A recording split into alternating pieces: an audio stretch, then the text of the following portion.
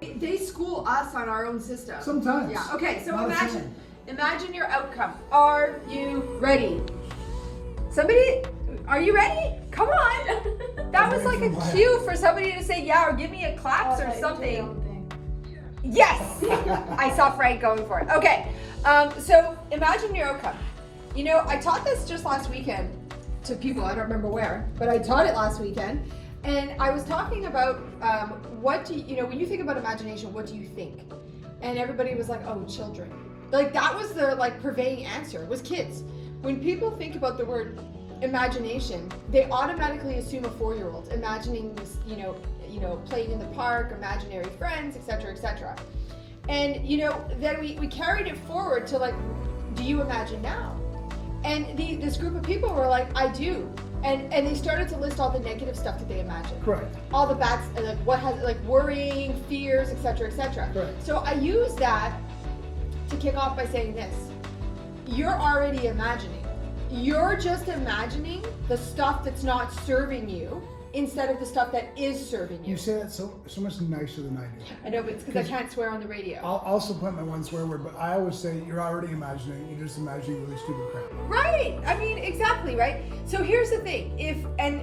The whole power of imagination, if you think about it, we've talked about it before, where your mind goes, your actions go, your energy flows. Correct. Right? So if that's the case, and you're spending hours upon hours of your day imagining stuff that hasn't happened yet, what you're doing is you're setting yourself up for that to happen, right? So what we need to do is we need to revert you back to the place where you were a child and you were imagining the good stuff that you wanted, the things that you're creating and sinking into that. And I mean, there's so much more, but that's the core of Imagine Your Outcome, right? I agree 100%. Do you want to comment on imagination? No. She's a great guest. You know what we'll do? We'll just, when you have something to say, just say it. No, like say, I have to do. I'm gonna keep asking you questions on the spot, though. That'd be fun. Yeah, you can do that. I'm not gonna lie, I kind of zoned out right now. Thanks for your permission. I appreciate it. I love it. Nothing like honesty. I got no problem with that. So let me give you a few more thoughts, because what you said was golden. I want to add some science to it. There's a lot of science to imagination, because every adult, that was too general. So many adults and a lot of teens do the cynical thing. So wait, you want me to imagine? Right. Yes, we want you to imagine. Oh, Carrie's taking a sip of water. Can people on the air hear that? Yeah, people on the air can hear Poseidon.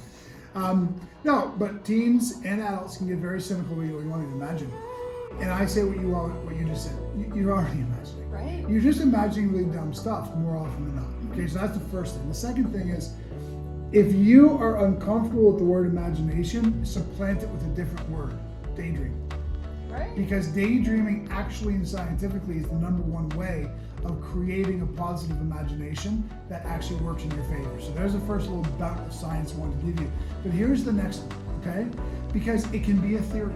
It can be very metaphysical. It can be very unnatural for people to buy into this. And I'm going to tell you why.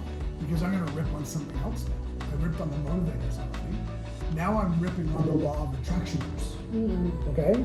The law of attractioners have completely diluted an otherwise incredibly powerful tool. They make it seem so mystic. Right. They make it seem so improbable. They make it seem like this great secret. It's the great secret of manifestation. Carrie's giving me a look and I'm too cynical. No, but I hate it. No, I'm I watching. hate it with like passion because it's not secretive. Okay? You said energy, and yes, you can look at it that way. But as your imagination goes, it's also called an unconscious narrative. It doesn't have to be so ethereal. Your unconscious narrative is comprised of experiences, perceptions, belief systems, and expectations.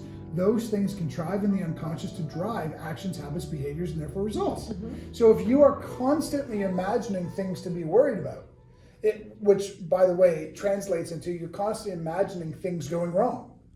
You're constantly imagining things not working out. Mm-hmm. You're constantly imagining things in your disfavor.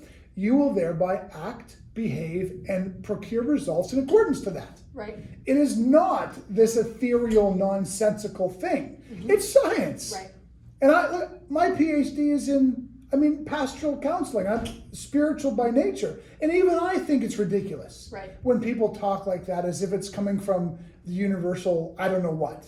It's straight science. What you imagine and perseverate on a regular basis forms and shapes the actions, habits, and behaviors you take or make in real life. That's creating results. That's it. Right. There's nothing more to it than that. I'm sorry, I'm being long-winded. No, no, no.